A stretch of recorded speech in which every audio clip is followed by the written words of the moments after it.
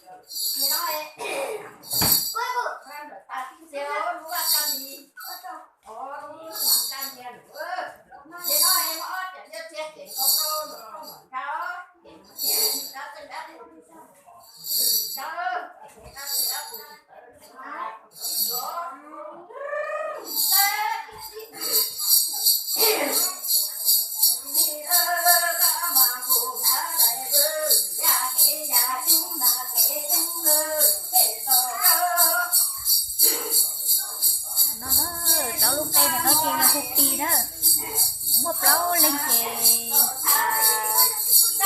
một lâu lúc đây nó ta chờ cái gì ô sinh nhờ nuôi dù ra tụi mi tú nó hết rồi tụi mi tú nó lấy gì xong á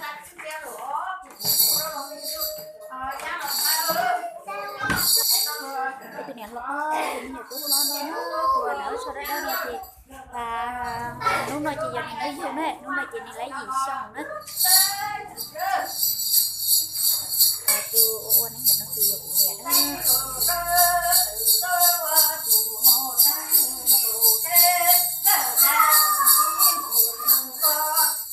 bé chị to tao chị chơi chết vậy bé chị cho bố thở u lò thì bé chị ôn anh kia một gì nó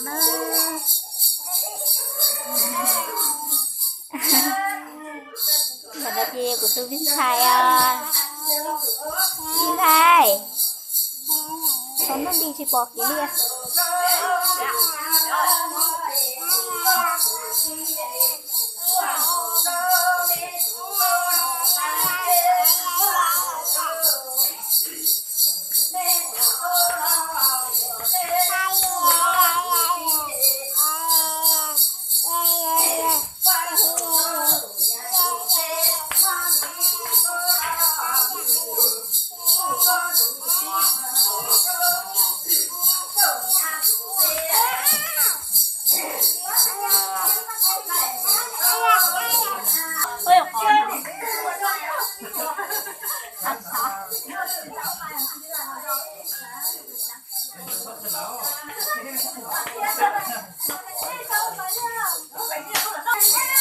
chị nói chê đã tỏ vụ anh chín rồi đấy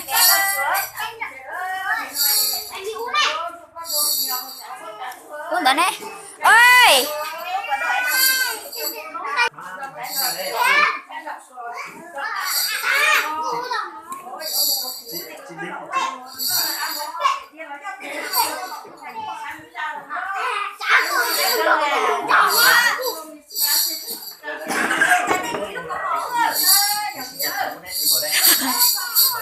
ê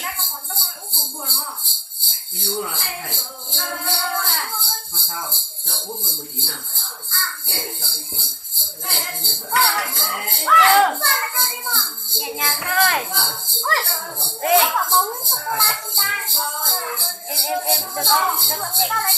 được không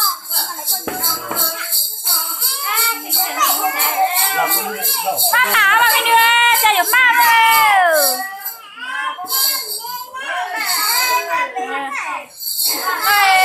con thấy con thủ chạy chị lên đi chị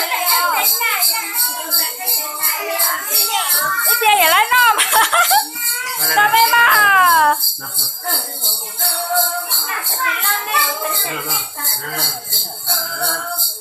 đi luôn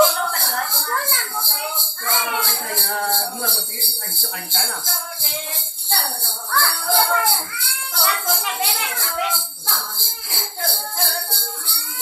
Minh Thái đi, Minh Thái ơi. Có chứ, Minh Thái hay có. Minh Thái nhớ nó bé Minh Thái mang thao à. Gì chứ? Nhớ nó bé khó hay bắt tạ ấy à.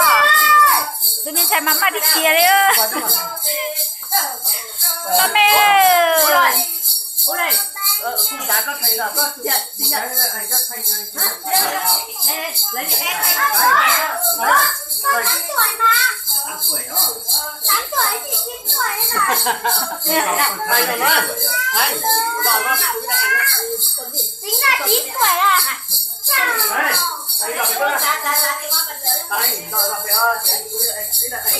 Đây người ba có mà. Thầy đó. Cảm ơn. Tôi Minh Thái chúng nó mà mắt nó tia đấy ơ. Mama.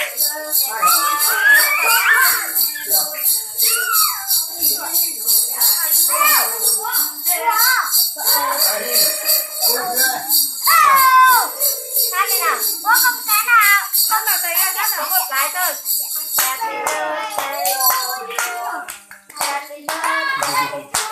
Hát đi.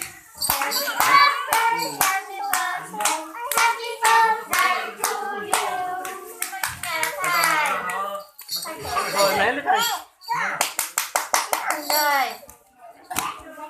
Bây giờ chị đặt bánh ăn. Cô chế Minh Thái mà này lo hay của ta lo hay coi thì. Xin cho mày à? Tao có chúc mày hả? Tôi không có.